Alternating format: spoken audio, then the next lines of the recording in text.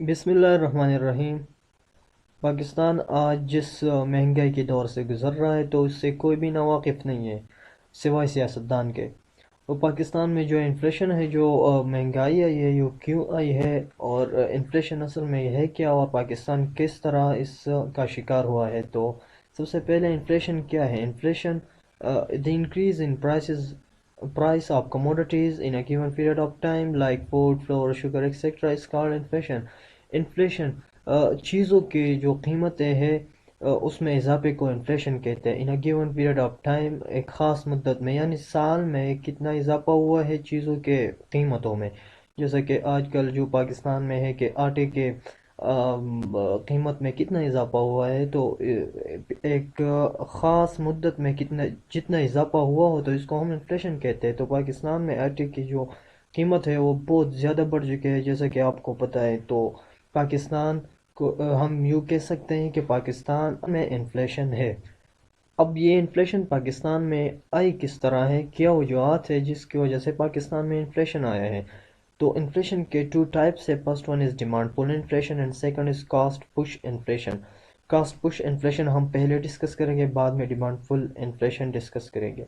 Cost pull inflation. When the prices rises due to the increase in production cost is called cost push inflation.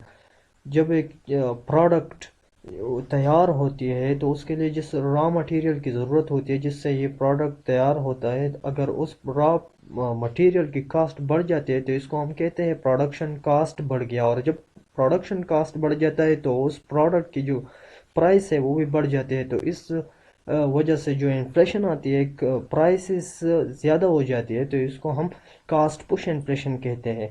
अगर हम नीचे example की तरफ देखें तो पहले जो लकड़ी है उससे कुछ नहीं बना हुआ है, सादा सी लकड़ी है, तो ये इसका प्राइस कम होगा। लेकिन जब इसको प्रोडक्शन प्रोसेस से गुजर कर एक प्रोडक्ट तैयार इससे की जाती है तो उस प्रोडक्ट का जो प्राइस है वो बढ़ जाता है। वो भी लकड़ी है, ये भी लकड़ी है, लेकिन वहाँ पर प्रोडक्शन कास्ट बढ़ गया। तो इस वजह से जो इन्फ्लेशन जो आता है उसको हम कास्ट पुश इन्फ्लेशन कहते हैं।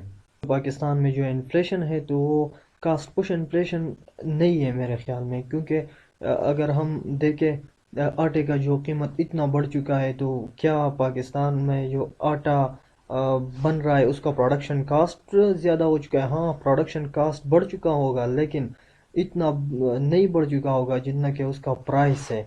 तो मेरे ख्याल में जो इन्फ्लेशन पाकिस्तान में है वो कास्ट पुश इन्फ्लेशन नहीं है। अब second type of inflation is demand pull inflation. Demand pull inflation mean that the rises in the prices of commodity due to increase in demand of that commodity is called demand pull inflation. मतलब ये कि एक चीज़ का जब demand बढ़ जाता है market में और उसकी सप्लाई कम हो जाती है तो इस वजह से उस चीज़ का प्राइस बढ़ जाता है, और इस टाइप के इन्फ्लेशन को हम डिमांड फुल इन्फ्लेशन कहते हैं। सिंपल ये कि जब मार्केट में उस चीज़ का सप्लाई कम हो जाता है और डिमांड ज़्यादा हो जाती है तो इसको हम डिमांड फुल इन्फ्लेशन कहते हैं। इसी वजह से उस कमोडिटी का प्राइस बढ़ जाता है। जैसा कि हम अगर पाकिस्तान में आज कल देखें तो आटा कम मकदार में है और लोगों की डिमांड ज़्यादा है। मतलब ये कि सप्लाई कम है आटे की और डिमांड ज़्यादा है लोगों के, तो इस वजह से इन्फ्लेशन पाकिस्तान में आया है।